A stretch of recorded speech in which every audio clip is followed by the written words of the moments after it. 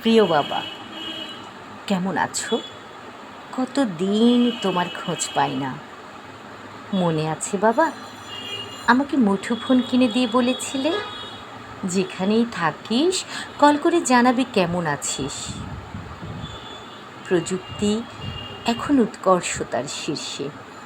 Network বিস্তৃত হয়েছে জেলায় জেলায়, দেশে দেশে।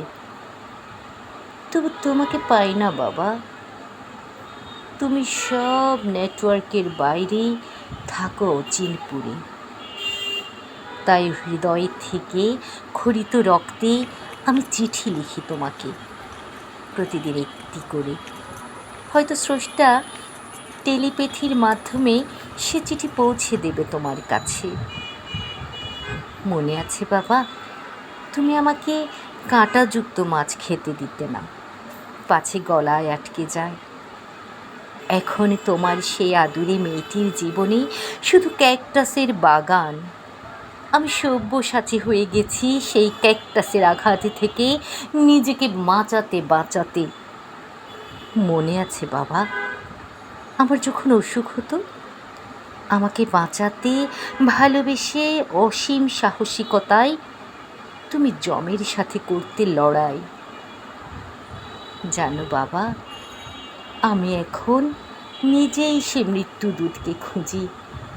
তোমার কাছে সে আমাকে নিয়ে যায় যদি। আমি আর তুমি, তুমি আর আমি অচিনপুরে থাকবো পাশাপাশি। লাজে আর ভয়ে হয়নি বলা কোনোদিন যে কথা বলবো বাবা তোমাকে। ভালোবাসি বাবা, তোমাকে অনেক ভালোবাসি। তোমার চেয়ে প্রিয়, তোমার চেয়ে বেশি ভালোবাসে এমন কোনো পুরুষ আমার জীবনে নেই। আমি শুধু রাজকন্যা হয়ে থাকতে চাই বাবা তোমার বুকের সাম্রাজ্যে।